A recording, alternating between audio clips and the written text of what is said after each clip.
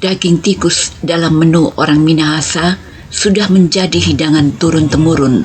Ilmuwan dunia dari Inggris, Alfred Russel Wallace, ketika datang ke Minahasa dan disuguhi daging tikus, ia menulis di bukunya tentang kelezatan daging tikus itu. Ini bukan tikus sembarangan.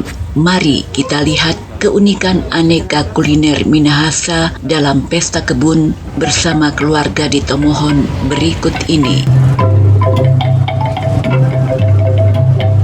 Halo teman-teman, welcome to my channel.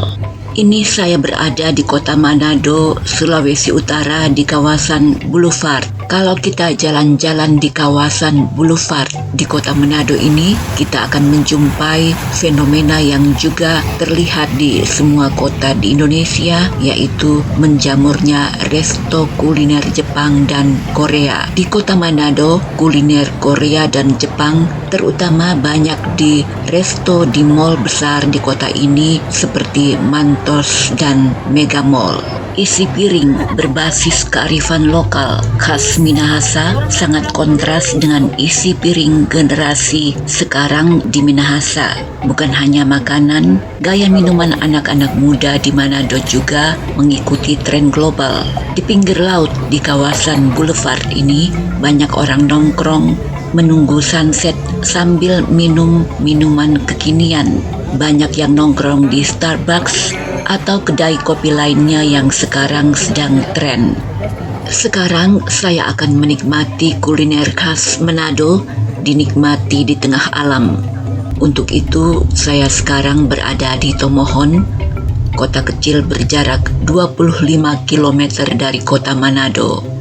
Nah, ini pesta kebun yang diadakan oleh keluarga Om Max Wisan. Hidangan apa saja yang disajikan? Ini sayur pusuk, orang Manado pusuk, daun pepaya, daun ubi. Siapa suka? Ini ikan ular. Ular apa namanya? Ular sawah. Oh, ular sawah. Ya, ini tikus. Tikus apa? Ya, Bukan tikus yang di got ini. tikus ini tikus di kebun, Iya. tikus pohon. Yang makan buah.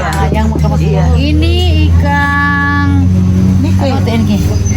Ini ikan nike. Perkedel. Perkedel nike Manado. Ini ikan tenggiring.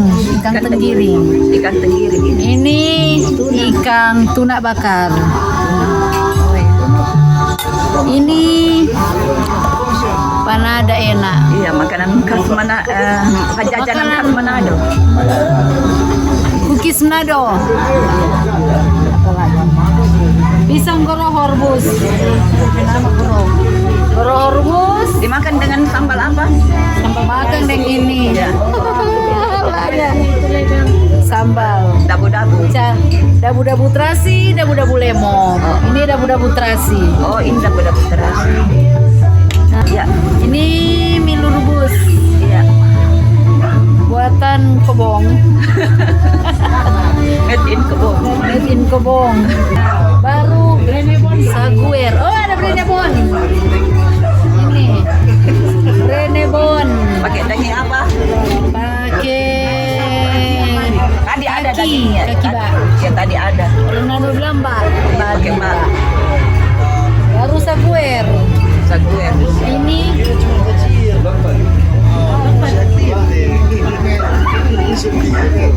saguer alias lepen. Baru ada cap tikus sana. Cap tikus. Saguer tadi kemasan. Masak dibuat jadi saguer yang dimasak. Ini produsernya.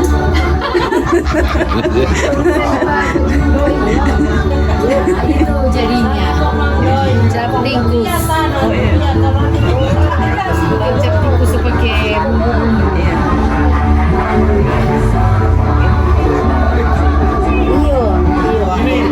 Ini kompak-kompak.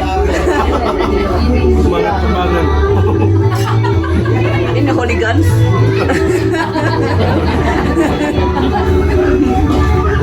Renebon panas-panas. Bagaimana Om? Enak. Leker. Pakai apa namanya tadi itu? Mbak. Renebon, Pak. Ya, bagi bon mbak. Bagaimana rasanya? Enak. Enak. Menambah meriahnya suasana, Om Max Wisan memperdengarkan rekaman lagu yang dia ciptakan sendiri dan dinyanyikan sendiri. Sudah saudari dulu-dulu orang kawan mua, senang ciptakan hidup rukun dan damai, tetap terjaga itu bisa tahu karena orang mana dong, orang semua basudara.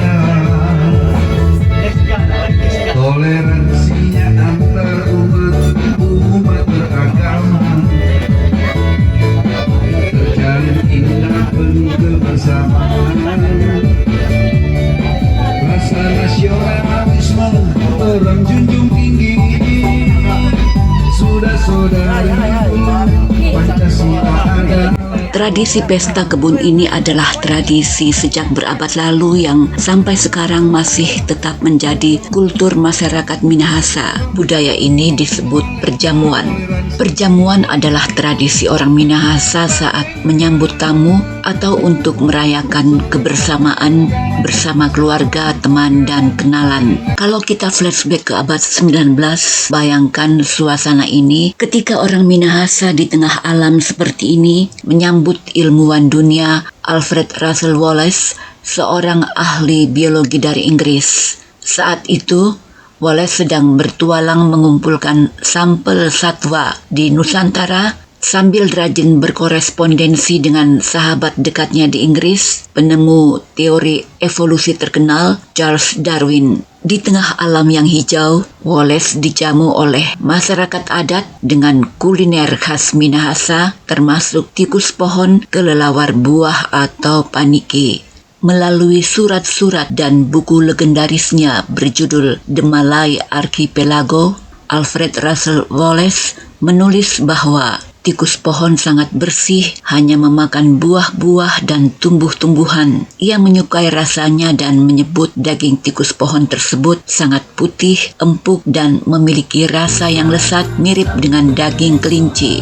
Selain bercerita tentang makanan khas Minahasa, Alfred Russel Wallace waktu itu tahun 1859 juga menulis kesan yang dilihatnya dari orang Minahasa. Ia menggambarkan warna kulit orang Minahasa yang terang mendekati warna kulit orang Eropa. Ditulisnya, orang Minahasa memiliki sifat tenang dan lembut. Ia juga terkesan dengan paras rupawan orang Minahasa pada umumnya. Laki-lakinya gagah, perempuannya berpakaian rapi dan bersih. Wallace menulis, ia terkesan dengan perkembangan pendidikan dan pertanian di Minahasa. Hidangan yang sekarang sudah jarang dijumpai pada tradisi perjamuan di Minahasa adalah hidangan daging anjing atau RW. Ini karena ada larangan dari Pemda di Tomohon dilarang menjual daging hewan domestik. Tradisi mengonsumsi daging anjing ini sebenarnya bukan hanya di Minahasa. Di Jawa Tengah, baru beberapa tahun lalu, orang masih bisa mendapatkan penjual daging anjing, misalnya di Solo dan Yogyakarta. Daging anjing di Jawa biasa diperhalus istilahnya dengan sebutan sate jamu. Biasa juga disebut sengsu, singkatan dari tongseng asu. Namun di Solo sekarang sudah ada Perda 2025 yang melarang penjualan daging non-ternak termasuk anjing dan kucing. Aturan pelarangan yang sama juga sudah ada di Yogyakarta. Kalau menilik sejarah, di Pulau Jawa pada zaman Kerajaan Majapahit. Daging anjing hutan adalah hidangan istimewa kaum bangsawan. Tapi tradisi ini terkikis lebih cepat setelah masuknya ajaran Islam. Ini membuktikan bahwa setiap suku di Nusantara pada dasarnya memiliki akar sejarah kuliner yang sama, yaitu bertahan hidup dengan apa yang disediakan oleh alam di masa lalu. Nah, selanjutnya saya akan melihat bagaimana cara membuat cemilan khas Minahasa, yaitu kue biji-biji. Di sini saya berkunjung ke keluarga Tante Deja Rumondor di Kakaskasen. Ini adalah wilayah yang terletak di Tomohon. Kue biji-biji khas Minahasa ini mirip dengan kue biji ketapang dari Betawi. Di sini digunakan tepung terigu 1 kilo, gula 300 sampai 350 gram, mentega 200 atau 250 gram, telur ayam 3 atau 4 butir. Kalau mau boleh pakai santan sekitar 130 ml. Kalau tidak ada boleh juga air putih biasa dan sejumput garam. Untuk aroma wangi boleh pakai vanila. Kemudian gula, telur, garam, vanila, margarin, semuanya diaduk sampai tercampur rata. Lalu dituangkan air putih atau santan ke dalam adonan sedikit demi sedikit sambil terus diaduk rata. Kalau gulanya sudah larut, adonan sudah tercampur merata, masukkan tepung secara bertahap, sedikit demi sedikit. Setelah semua tepung menyatu, lalu dengan tangan yang bersih, uleni adonan hingga kalis, tidak lengket, dan mudah dibentuk. Nah, sekarang saatnya membentuk adonan. Ambil sedikit adonan, lalu dipilin atau digulung memanjang. Kemudian dipotong serong, bisa juga pakai gunting. Bentuknya menyerupai biji-biji seperti terlihat di sini. Pada permukaan wadah untuk membentuk adonan, bisa ditaburi sedikit tepung agar tidak saling menempel. Sekarang saatnya menggoreng kue biji-biji. Dengan menggunakan minyak yang banyak, panaskan minyak di wajan dengan api sedang. Lalu goreng kue biji-biji hingga berwarna kecoklatan. Saat digoreng, kue biji-biji mesti sering diaduk agar warnanya matang merata. Jika sudah matang, angkat dan tiriskan. Agar tetap renyah dan tahan lama, biarkan dalam keadaan terbuka di suhu ruangan sampai benar-benar dingin sebelum disimpan di toples kedap udara. Kue biji-biji khas Minahasa ini siap untuk dinikmati.